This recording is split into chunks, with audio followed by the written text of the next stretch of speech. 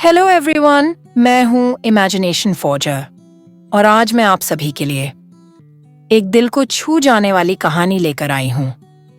लेकिन कहानी की शुरुआत से पहले मैं चाहूंगी कि आप चैनल को सब्सक्राइब करें और बेल आइकॉन को प्रेस करें ताकि आपको स्टोरी से रिलेटेड अपडेट्स मिलते रहें।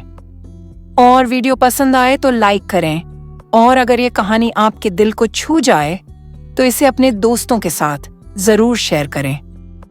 तो चलिए कहानी सीक्रेट प्रोटेक्टर के पार्ट 3 की शुरुआत करते हैं।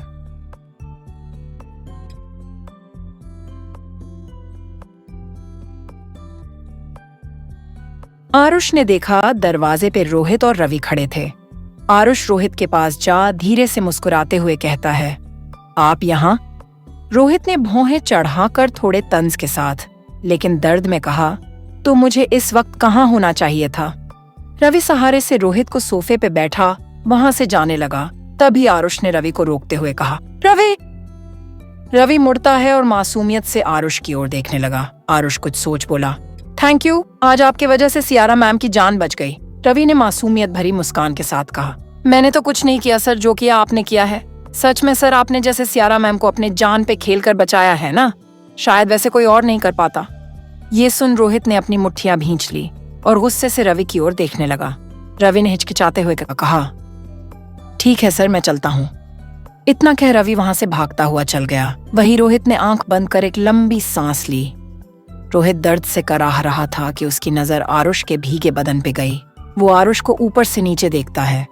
भीगा हुआ बदन, बालों से टपकती बूंदें, चमकती त्वचा पर लाइट की हल्की परछाइयां, छाती की मांसपेशियां हर सांस के साथ हिल रही थीं।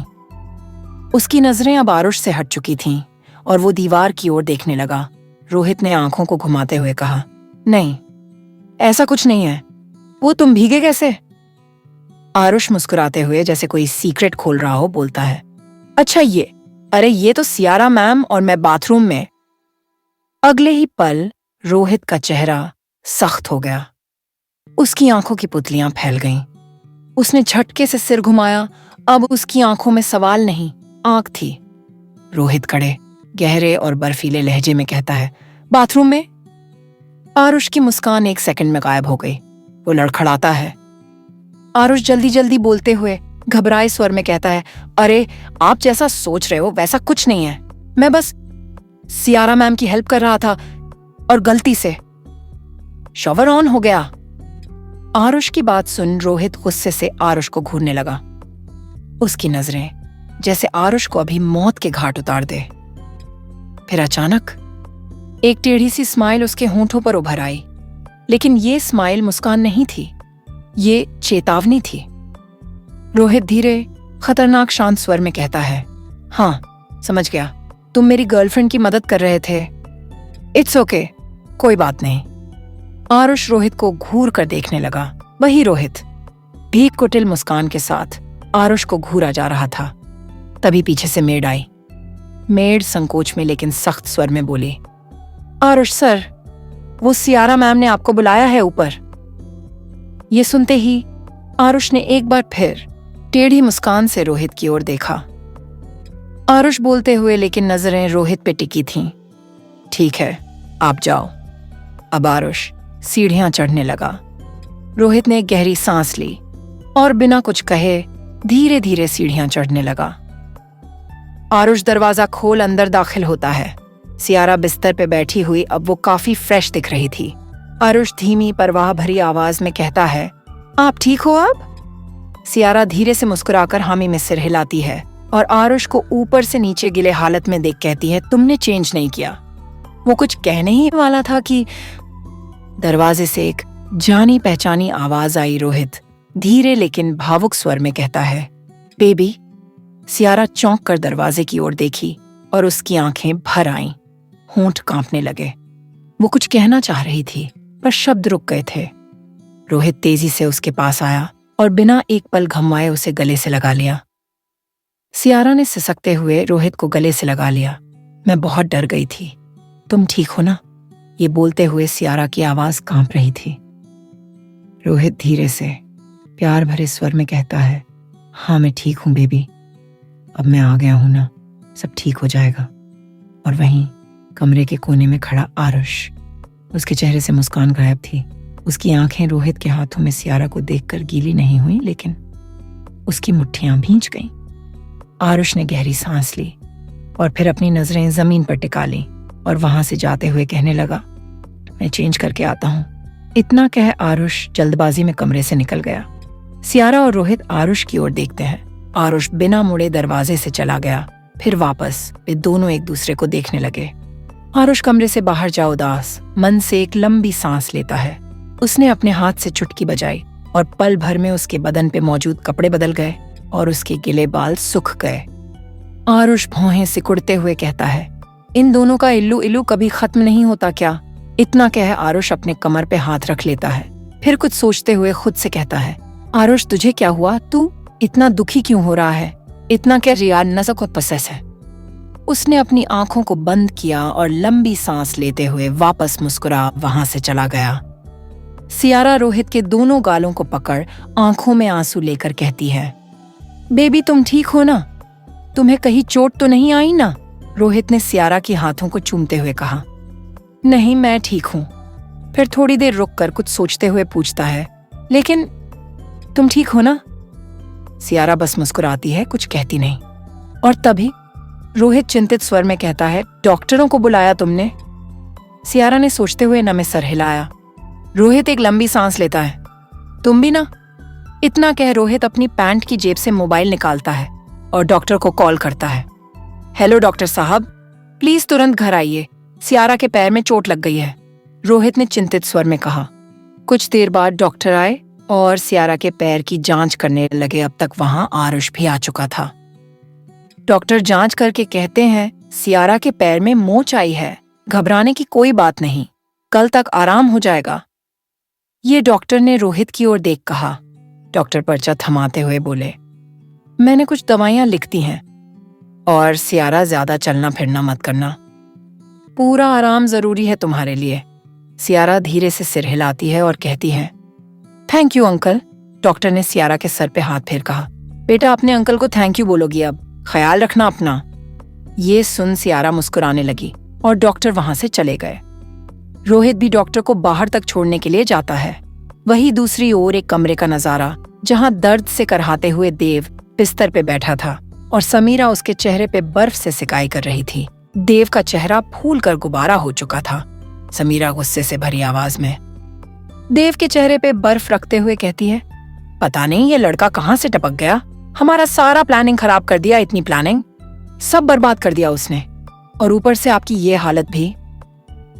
देव हांफते हुए दर्द में कराहते हुए बोला, मैं उस लड़के को नहीं छोड़ूंगा। वो लड़का और वो सियारा, इन दोनों का इस शहर में रहना मुश्किल कर दूंगा। देव की आंखों में खून उतर आया था। समीरा के चेहरे पर एक हल्की पर खौफनाक मुस्कान आ गई। तभी किसी की दरवाजे पर तेज दस्तक हुई। दोनों की नजरें दरवाजे की ओर मुड़ी। समीरा चौंक कर बोली, इतनी रात को कौन? देव आंखों में शंका लिए हुए बोला, देखो कौन है। समीरा धीरे धीरे दरवाजे की ओर बढ़ती है। जैसे ही समीरा ने दरवाजा खोला, सामने का नजारा देखकर दंग रह गई। ऐसा कौन आया है समीरा के घर पे? ये जो भी है, क्या ये आरुष और सियारा के लिए खतरनाक साबित होने वाला है? समीरा ने जैसे ही दरवाजा खोला, सामने 4 पुलिस वाले खड़े थे। उसके चेहरे पर डर और उलझन दोनों साफ झलक रहे थे। समीरा हिचकिचाते हुए बोली, जी सर। पुलिस इंस्पेक्टर गंभीर आवाज में कहते हैं, मिस्टर देव मल्होत्रा। तभी अंदर से तेज कदमों की आवाज आई। देव लंगड़ाता हुआ बाहर आया और तेज स्वर में बोला, जी सर, मैं ही हूं देव। पुलिस इंस्पेक्टर सीधा देखते हुए कहते हैं, आपके नाम की कंप्लेन रजिस्टर हुई है। यह सुनकर कमरे में एकदम सन्नाटा छा गया। समीरा और देव दंग रह गए। समीरा हड़बड़ाकर हकलाते हुए बोली, अरे पर किस जुर्म में? मेरे पति ने ऐसा क्या कर दिया? किसने की है कंप्लेन? एक पल की खामोशी के बाद पीछे से एक तीखी, सख्त और भारी आवाज आती है, मैंने किया है कंप्लेन। देव और समीरा दोनों ने आवाज की ओर देखा और दंग रह गए। सियारा, जो कि व्हील चेयर पर बैठी हुई थी, और उसके पीछे आरुष और रोहित भी खड़े थे। उन दोनों के चेहरे गंभीर थे। फ्लैशबैक, सियारा के घर पे कुछ घंटे पहले डॉक्टर के जाने के बाद का सीन। सियारा मैम, एक बात मुझे हजम नहीं हो रही। वो धीरे से सिर घुमाती है और भौहें सिकुड़ लेती हैं। सियारा संभलते हुए हल्के व्यंग्य के साथ बोली, क्या बात? तभी दरवाजे से डॉक्टर को सी ऑफ करके रोहित अंदर आता है। उसका चेहरा गंभीर था। आरुष तेज आवाज में बात काटते हुए बोला, वो आदमी, वो देव जिसने आपको मारने की कोशिश की, आप उसे ऐसे कैसे जाने दे सकती हो? सियारा के चेहरे पर एक टेढ़ी रहस्यमयी मुस्कान उभरती है। सियारा धीरे से नजरें आरुष से हटाए बिना बोली, तुम्हें किसने कहा कि मैंने उसे जाने दिया? रोहित एकदम ठिठक जाता है। उसकी भौहें सिकुड़ गईं। वो सियारा की ओर देखता है और चौंकते हुए कहता है, मतलब? तभी दरवाजे पे किसी की तेज दस्तक हुई और वहां मौजूद सभी लोग चौंक गए। दरवाजा खुलता है और सामने एक वकील खड़ा था। ये वही वकील था जिसने रिया मल्होत्रा के कहने पे मल्होत्रा एंटरप्राइज को सियारा के नाम किया था। वकील मिस्टर गुप्ता रिया मल्होत्रा के पर्सनल वकील थे और अब सियारा के विश्वधंश।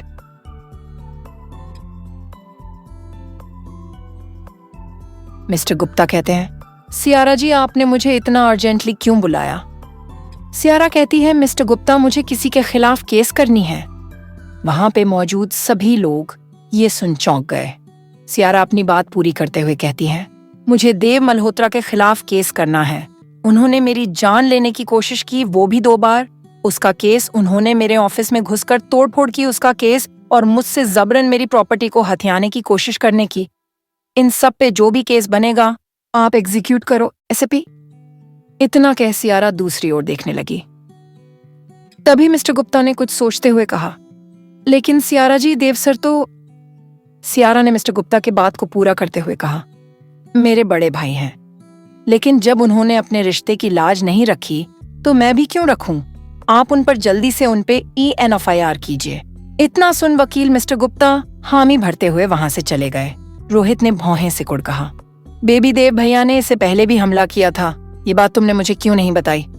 सियारा ने लंबी सांस लेते हुए प्यार से कहा, रोहित, वो मेरे ध्यान में नहीं रहा।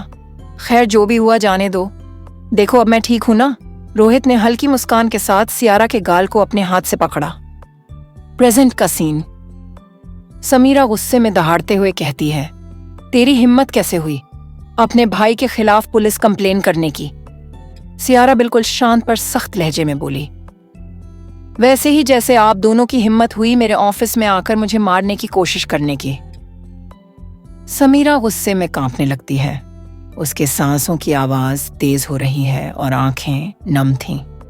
सियारा इंस्पेक्टर की ओर मुड़ते हुए तेज पर ठहरे स्वर में बोली, इंस्पेक्टर सर, इस आदमी ने मेरे ऑफिस में घुसकर तोड़फोड़ की, मेरे एम्प्लॉयज को धमकाया और मुझे जान से मारने की कोशिश की और जबरदस्ती मल्होत्रा एंटरप्राइज पर कब्जा करने की भी कोशिश की। यहां तक कि इन्होंने मुझे पहले भी मारने की कोशिश की थी। देव की आंखों में खून उतर आया। वो दहाड़ते हुए बोला, झूठ बोल रही है ये, मैंने ऐसा कुछ नहीं किया है, मैं इसे अभी।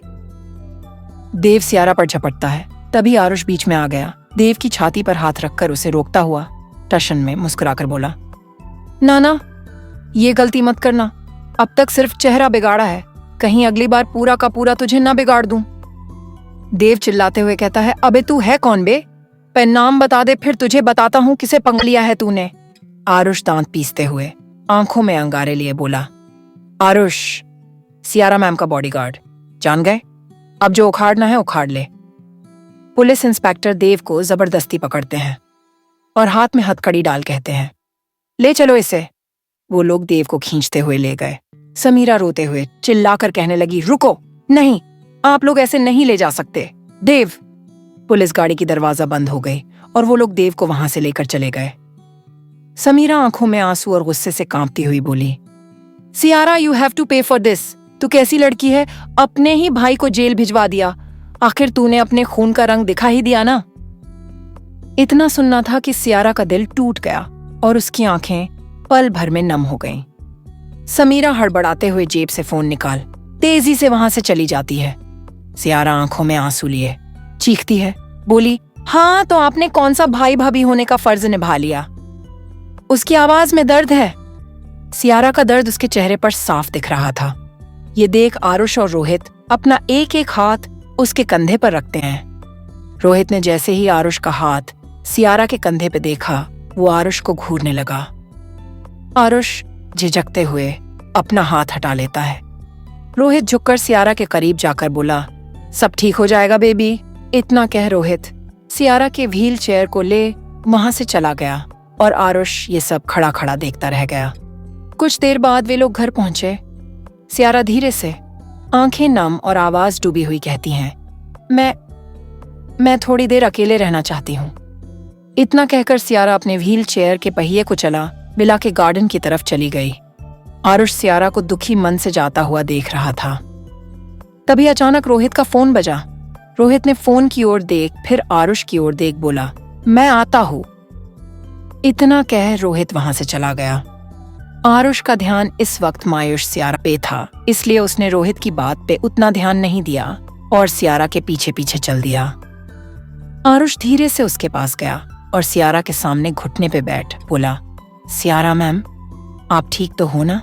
एक पल की खामोशी और फिर सियारा की आंखों से बहते आंसुओं की बूंदें गिरने लगीं। आरुष घबरा गया और हड़बड़ाते हुए बोला, मैम आप रो मत। मैम सब ठीक हो जाएगा। अबे यार क्या करूं? आरुष अपने आप से बड़बड़ाता है। थोड़ा सोचकर अचानक उसके दिमाग में कुछ आया और वो जोर से ताली बजाकर सियारा को छोटे बच्चे की तरह मनाने लगा, लेकिन तब भी कुछ नहीं हुआ। आरुष ने कुछ सोच हड़बड़ाते हुए बोला, देखो मैम, अगर आप यूं ही रोती रही ना तो आपका सारा मेकअप बह जाएगा, फिर तो लोग आपको पहचानेंगे ही नहीं। इतना कह वो हंसने लगा। ये सब करते हुए आरुष बहुत क्यूट लग रहा था, लेकिन सियारा अब भी रो रही है। अगले ही पल सियारा ने व्हील चेयर से झुककर आरुष को गले से लगा लिया। आरुष की आंखें चौड़ी हो गईं, उसकी सांसें थम गईं और उसकी दिल की धड़कनें बहुत तेज हो गई थी। सियारा ने रोते हुए कहा, मेरे साथ ये लोग ऐसा क्यों करते हैं? क्या मुझे प्यार पाने का अधिकार नहीं है? मेरी माँ भी मुझे छोड़कर चली गई। शायद मेरी किस्मत में प्यार है ही नहीं। आरुष को सियारा का ऐसे टूटकर रोना और ऐसी बातें करना बहुत हर्ट कर रहा था। आरुष दिलासा देते हुए सियारा का पीठ सहलाने लगा। कुछ पल तक दोनों एक दूसरे को गले लगाए रहे। फिर सियारा खुद को अलग करती है। सियारा अपने आंसू पोंछते हुए बोली, सॉरी, मुझे ये नहीं करना चाहिए था। आरुष ने धीरे से मुस्कुराते हुए कहा, कोई बात नहीं, मैं आपके लिए पानी लेकर आता हूँ। सियारा कुछ नहीं कहती और आरुष विला के अंदर पानी लेने जाता है। तभी उसने देखा रोहित किसी से फोन पे बात कर रहा था। वो बात करते हुए बहुत गुस्से में लग रहा था। आरुष ने भौहें सिकुड़ते हुए कहा, ये लंगूर किससे ऐसे बात कर रहा है? कुछ तो गड़बड़ है, मुझे पता लगाना होगा। क्या सच में रोहित के साथ कुछ गड़बड़ है या ये बस आरुष की जलन है? आरुष सियारा के लिए पानी लाने जैसे ही अंदर गया तो उसने देखा रोहित किसी से अग्रेसिव तरीके से फोन पे बात कर रहा था। आरुष खुद से कहता है, ये लंगूर किससे इतने गुस्से में बात कर रहा है? इतना कह वो रोहित के थोड़े पास जाकर छुप गया और छुप छुप कर उसकी बातें सुनने की कोशिश करने लगा। रोहित धीमी आवाज में गुस्सा करते हुए बोला, हेलो, हाँ मैं आ रहा हूं ना, रुक जाओ थोड़ा।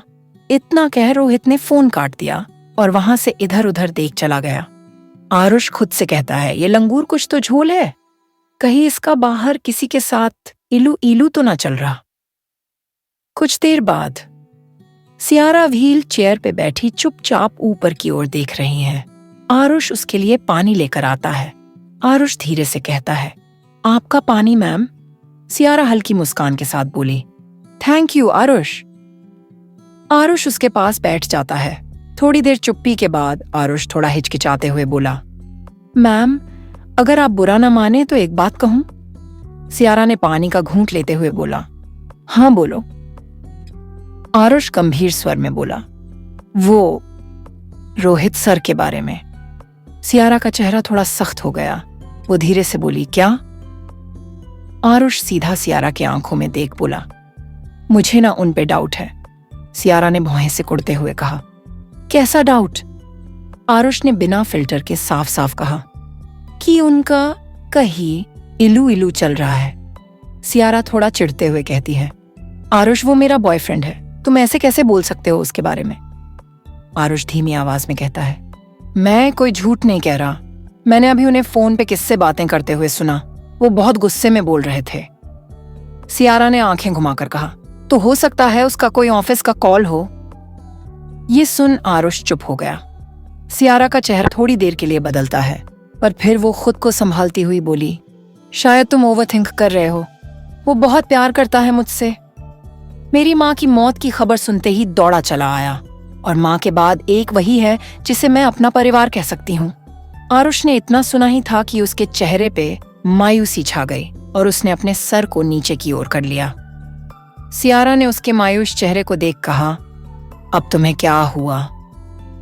आरुष एक लंबी सांस लेता है और कहता है, मैं बस ये कहना चाहता हूं कि जरूरी नहीं सब कुछ वैसा ही हो जैसा दिख रहा हो। सियारा को आरुष की ये बात सोच में डाल देती है। वो सहमति देते हुए कहती है, I think you are right. ये सुनते ही आरुष के चेहरे पर मुस्कान आ गई।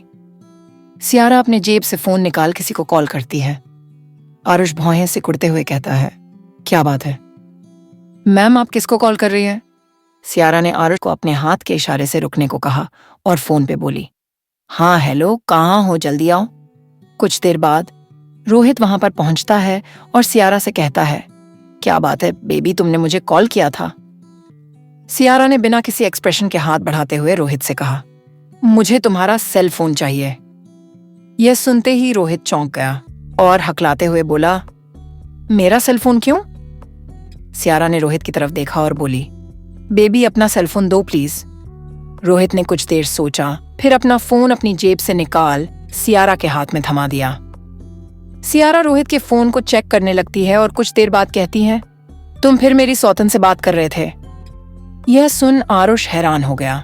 वो हैरान था कि रोहित के चीटिंग को सियारा इतना कैजुअल कैसे ले सकती है। सियारा आरुष को रोहित के फोन पर कॉल हिस्ट्री दिखाती है और कहती है, देखो मेरी सौतन, वहां पर मिस्टर रघुवंशी का नाम लिखा हुआ था। आरुष ही देखकर शॉक हो गया और उसका सर चकराने लगा। सियारा रोहित एक दूसरे को देख हंसने लगे। मैंने कहा था ना, जरूर कोई काम की चीज होगी, लेकिन तुम गलत नहीं हो। ऑफ कोर्स मिस्टर रघुवंशी मेरे सौतन हैं, उनके वजह से तो रोहित मुझे टाइम नहीं देता है, ये सियारा ने रोहित की ओर देखते हुए कहा। लेकिन आरुष के चेहरे पर कोई हंसी नहीं थी। वह गहरी सोच में जा रहा था। सियारा ने उसके चेहरे के एक्सप्रेशन को देख समझ गई और फिर उसके कंधे पर थपथपाती हुई बोली, इट्स ओके आरुष, तुम्हें मेरी फिक्र हो रही थी, इसलिए तुमने ऐसा कहा। कुछ नहीं होता, अभी तो यकीन हो गया ना? आरुष कुछ नहीं कहता, मुझे झूठी मुस्कान देता हुआ हामी भरता है। तभी सियारा जम्हाई लेते हुए बोली, अब मुझे नींद आ रही है, कल बात करते हैं। रोहित ने सियारा के व्हील चेयर को पकड़ कहा, हाँ बेबी चलो, वैसे भी आज का दिन बहुत सर दर्द था। इतना कह रोहित सियारा को वहां से ले गया और आरुष अभी भी सोच में था। वो मन ही मन कहता है, मेरा इंस्टिंक्ट गलत नहीं हो सकता। अगली सुबह आरुष हमेशा की तरह हीरो की तरह तैयार होकर सिटी बजाता हुआ अपने बाजू को ऊपर कर बाहर की ओर जा रहा था कि तभी रोहित ने उसका रास्ता रोक लिया और एक टेढ़ी मुस्कान के साथ आरुष को देखने लगा। आरुष ने टशन दिखाते हुए कहा, साइड हो जाओ, मुझे बाहर जाना है। रोहित ने सख्त आवाज में कहा, तू खुद को समझता क्या है? आरुष ने एक टेढ़ी मुस्कान के साथ कहा, हीरो मैं नहीं, दुनिया समझती है मुझे। रोहित ने गुस्से वाले लहजे में कहा, शट अप। सियारा के मन में कचरा भरना बंद कर समझा। आरुष ने सोचते हुए कहा, कचरा तो ऑलरेडी है, तभी तो आप जैसे को बॉयफ्रेंड बनाया है। रोहित ने अपनी मुट्ठियां भींच ली और गुस्से में बोला, क्या मतलब है तुम्हारा? आरुष ने रोहित के कंधे पे हाथ रख कहा, मतलब ये है लंगूर जी, सॉरी रोहित। सर, मैं अच्छे से जानता हूं कि तुम्हारा कुछ तो लफड़ा है, मेरा इंस्टिंक्ट कभी गलत नहीं होता। रोहित ने टेढ़ी मुस्कान के साथ कहा, पहली बात ऐसा कुछ नहीं है, और दूसरी बात ऐसा कुछ होता भी तो तू मेरा कुछ नहीं बिगाड़ पाएगा। सियारा मुझ पर ब्लाइंड ट्रस्ट करती है और मैं चाहूं एक्स्ट्रा मार्शल अफेयर भी चला लूं, वो मुझे कभी छोड़कर नहीं जाएगी। आरुष ने व्यंग तरीके से बोला, कितना घटिया आदमी है तू। सियारा मैम तुझे अपना परिवार मानती है और तू। आरुष ने लंबी सांस लेते हुए बोला, डोंट वरी सियारा मैम का ये जो अंधा प्यार है ना वो जल्द ही खत्म करूंगा मैं, और तुम्हें सियारा मैम के लाइफ से उठाकर फेंक दूंगा। ये सुनते ही रोहित चिल्लाते हुए बोला, ये क्या बकवास कर रहे हो तुम सियारा के बारे में? ऐसी घटिया बात कैसे बोल सकते हो तुम? पीछे से गुस्से भरी आवाज आई, क्या बकवास कर रहे हो तुम? आरुष ने मूड कर सियारा की ओर देखा और वो शॉक हो गया। आरुष समझ गया था कि ये सब रोहित का मास्टर स्ट्रोक प्लान था। आरुष ने अपनी सफाई देते हुए कहा, सियारा मैम जैसा आप सोच रही है वैसा नहीं है। सियारा के आंखों में गुस्सा भरा हुआ था। वो चिल्लाकर कहती है, बस करो आरुष, बहुत हो गया। मैं बहुत देख चुकी तुम्हारा, मुझे यकीन नहीं हो रहा तुम मुझे और रोहित को अलग करना चाहते थे, ये जानते हुए कि मैं रोहित को अपना परिवार मानती हूँ। सियारा गुस्से से कांपते हुए आवाज में बोली, एक बॉडीगार्ड होकर तुम मेरी जिंदगी में इतना दखल क्यों दे रहे हो? कौन हो तुम ये तय करने वाले कि मेरा बॉयफ्रेंड सही है या नहीं? आरुष थोड़ा दुखी होकर कहता है, मैं बस आपको बचाना चाहता हूं मैम, मैं नहीं चाहता कि आप किसी धोखे का शिकार हों। सियारा आंखों में आंसू लेकर बोली, मुझे तुम्हारी ये ओवर प्रोटेक्टिव हरकतें अब बर्दाश्त नहीं। मैं रोहित को बचपन से जानती हूं, कल का आया हुआ लड़का हमारा रिश्ता खराब नहीं कर सकता। ये सुनते ही आरुष पीछे हटने लगा, उसका चेहरा उतर गया था। सियारा ने आरुष से करीब जाकर गुस्से और टशन में बोली, get the hell out of my house. अब आरुष को भी गुस्सा आ गया। वो अपनी मुट्ठियां भींच सियारा के आंखों में आंख डाल कहता है, ठीक है, लेकिन कल को ये आदमी आपको धोखा देगा तो मेरे पास मत आना। सियारा ने भी टशन में आरुष के आंखों में आंख डाल कहा, आएगी मेरी जूती, मुझे अपना ये फेस कभी मत दिखाना। इतना कह आरुष मुड़ता है और एक झलक रोहित को देखता है, जिसके चेहरे पे टेढ़ी मुस्कान थी। आरुष नजरें फेर तेजी के साथ दरवाजे से बाहर चला गया। वही सियारा भी अपने कमरे में भागती हुई चली गई। तभी रोहित अंगड़ाई लेते हुए बोला, चलो अब ये रास्ते का पत्थर तो हट गया। इतना कह रोहित के चेहरे पे एक कुटिल मुस्कान आ गया। क्या है रोहित का सच? क्या आरुष का कहना सच था? क्या आरुष की बात ना मानकर सियारा फिर से किसी मुसीबत में फंसने वाली है? क्या हमेशा के लिए चला गया है आरुष सियारा की जिंदगी से? सियारा भागकर अपने कमरे में गई और गुस्से से तिलमिलाते हुए अपने बिस्तर पे बैठ गई। सियारा अपने आप से गुस्से में बड़बड़ाते हुए बोली, ये आरुष ऐसा कैसे कर सकता है? खुद को समझता क्या है वो? उसकी हिम्मत कैसे हुई मेरे और रोहित के खिलाफ प्लानिंग करने की? मैं जिंदगी में दोबारा उसका चेहरा नहीं देखना चाहती। तभी दरवाजा धीरे से खुला और रोहित कमरे में दाखिल हुआ। सियारा को गहराई से देखता हुआ उसके पास खड़ा धीरे से चिंतित स्वर में बोला, बेबी तुम ठीक तो हो ना? सियारा रोहित की ओर देखने लगी, आंखों में नमी। कांपते हुए होंठ के साथ वह धीरे से रोहित का हाथ पकड़ती है। सियारा कमजोर आवाज में कहती है, आई एम सॉरी रोहित। अगर मुझे आरुष के इरादों के बारे में पहले से पता होता तो मैं कभी भी उसे इस घर के आसपास भी नहीं भटकने देती। रोहित ने उसका हाथ कसकर थाम लिया। उसके बगल में बिस्तर पे बैठ जाता है। रोहित नरम मुस्कान के साथ कहता है, इट्स ओके बेबी, तुम्हें थोड़े ना पता था कि वो ऐसा निकलेगा, लेकिन सच कहूं तो मैं पहले दिन से ही जानता था। सियारा चौंक गई और आंखें बड़ी करके बोली, अगर तुम्हें पहले से पता था तो तुमने मुझे बताया क्यों नहीं? रोहित की नजरें जमीन की ओर झुक जाती हैं। आवाज में अफसोस झलकता है। वो कहता है, मुझे लगा शायद मैं ओवरथिंक कर रहा हूं, या फिर मैं बस तुम्हें परेशान नहीं करना चाहता था। सियारा की आंखों में नमी दिखने लगी।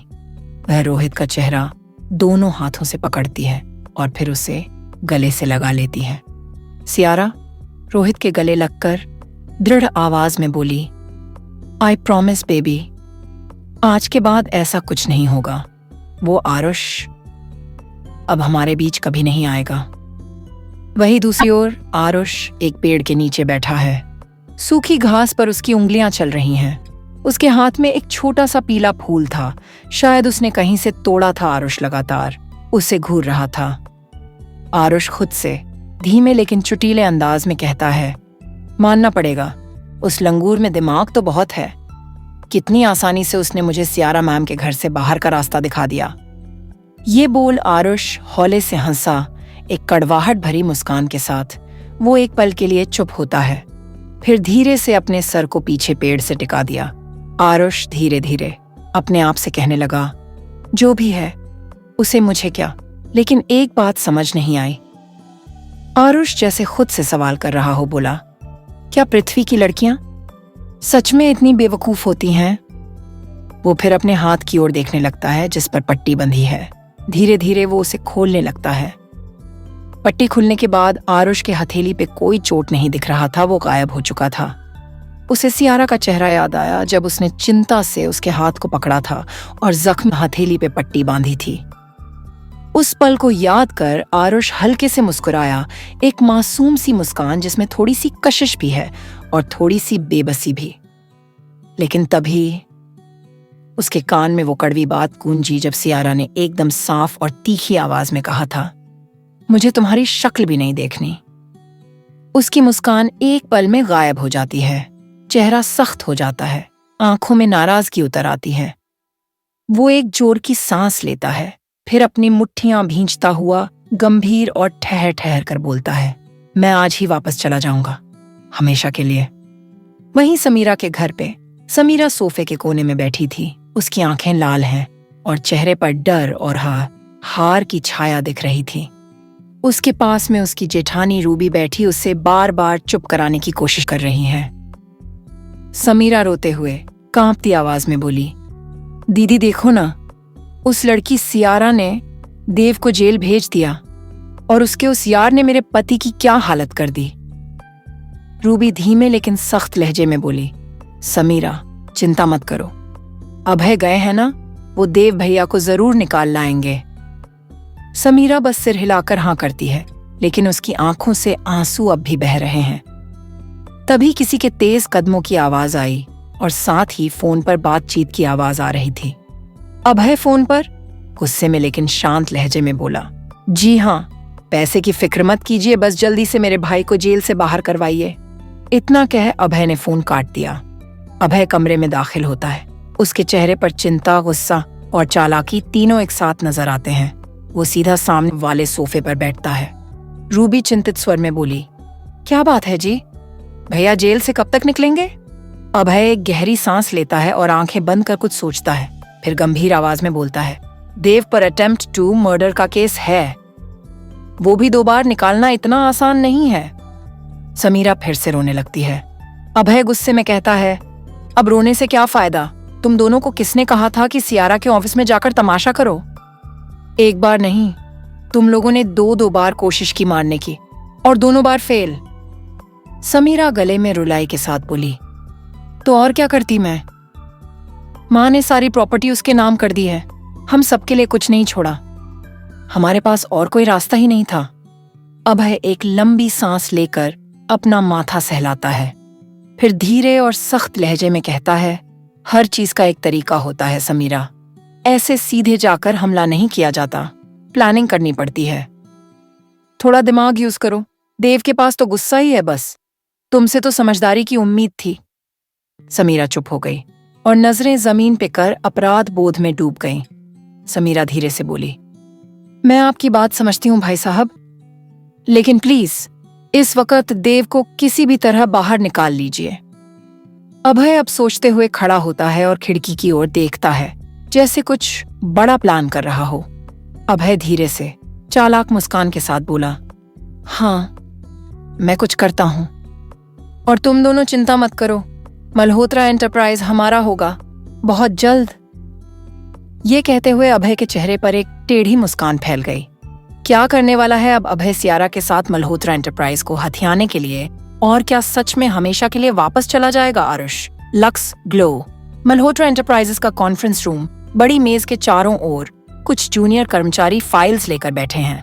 लैपटॉप्स की टाइपिंग की आवाजें आ रही हैं और हल्की हल्की फुसफुसाहट भी गूंज रही है। सामने सियारा बैठी है, चेहरा गंभीर है पर उसकी आंखें खोई हुई हैं। सियारा के सामने लैपटॉप खुली है लेकिन उसकी नजरें कहीं और थीं। अपने हाथ में एक पेन लिए वो काफी देर से उस पेन के निचले हिस्से को टेबल पे मार रही थी। उसके एम्प्लॉय उसे देख रहे थे लेकिन कोई कुछ कहने की हिम्मत नहीं कर रहा। उसमें से एक एम्प्लॉय ने हिम्मत बांध हकलाते हुए कहा, मैम, इस प्रोजेक्ट की फाइनल अप्रूवल। सियारा चौंक कर देखती है, जैसे अचानक नींद से जगी हो। सियारा हल्के से गड़बड़ाते हुए बोली, हाँ, देख रही हूँ। वो फाइल को देखने की कोशिश करती है, लेकिन आरुष का चेहरा उसकी आंखों के सामने आ जाता है। उसे बार बार ये सवाल परेशान कर रहा था कि आरुष ने उसके साथ ऐसा क्यों किया। तभी दरवाजा हल्के से खटखटाहट के साथ सियारा की सेक्रेटरी रीटा कमरे में आती है। रीटा धीरे से दरवाजा खोलते हुए बोली, मैम, साइन करवाने के लिए कुछ पेपर्स हैं। रीटा फाइल लेकर आगे बढ़ती है और सियारा के सामने रखती है। रीटा मुस्कुराते हुए कहती है, मैम, यहां साइन कर दीजिए। सियारा फाइल को देखती है, लेकिन उसकी आंखें फाइल पर टिक ही नहीं पाती। वो बस खाली खाली नजरों से देखती रहती है। रीटा थोड़ी हिचकिचाते हुए बोली, मैम। सियारा की तरफ से कोई जवाब नहीं आया। रीटा थोड़ा जोर से चिंतित होकर बोली, मैम, आप ठीक तो हैं? अगर आप चाहें तो थोड़ा आराम कर सकती हैं। सियारा जैसे नींद से जागती है और चौंकते हुए हल्के से सिर हिलाती है। सियारा थकी हुई आवाज में कहती है, हाँ, तुम ठीक कह रही हो रीटा।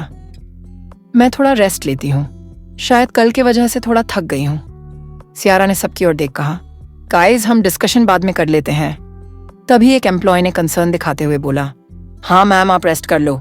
सियारा ने मुस्कुराते हुए हामी भरी और सारे एम्प्लॉयज वहां से फाइल्स और लैपटॉप्स लेकर चले गए। सियारा ने अपने सर पे दोनों हाथ रख टेबल पे अपने कोहनियों को टीका दिया। रीटा पास में खड़ी कुछ देर सोचती है और फिर कहती है, मैम, एक बात कहूं? सियारा ने अपना सर रीटा की ओर किया। रीटा हिचकिचाते हुए बोली, मैम, अभी आपके साथ बहुत कुछ अनएक्सपेक्टेड चीजें हो गई हैं। मेरे हिसाब से आपको कुछ दिन रेस्ट करना चाहिए, काम पे आने की बजाय। सियारा ने हल्की मुस्कान के साथ कहा, रीटा, तुम्हारी बात सही है, पर तुम जानती हो ना, अभी मुझ पर बहुत जिम्मेदारी है। दो कंपनीज की मैं रेस्ट नहीं कर सकती। रीटा ने कुछ देर सोच हिचकिचाते हुए कहा, पर मैम, हेल्थ भी तो इम्पोर्टेंट है। ये सुनते ही सियारा ने रीटा की ओर देखा और रीटा ने नजरें झुका ली।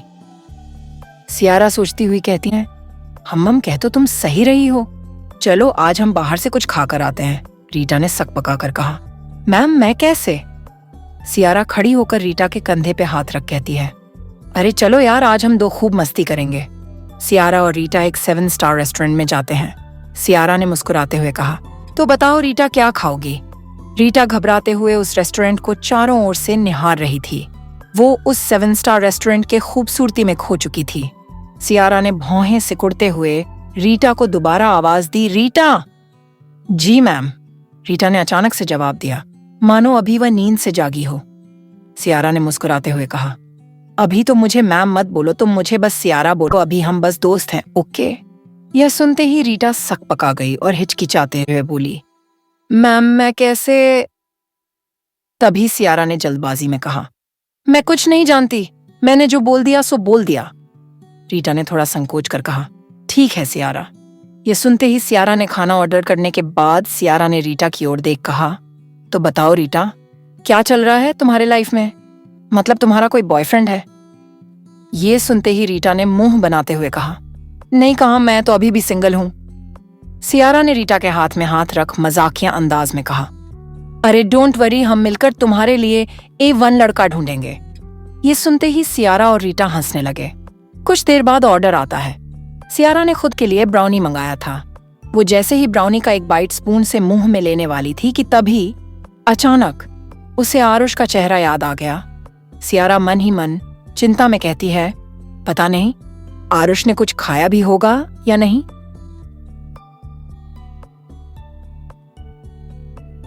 सियारा के चेहरे पर फिक्र साफ झलक रही थी।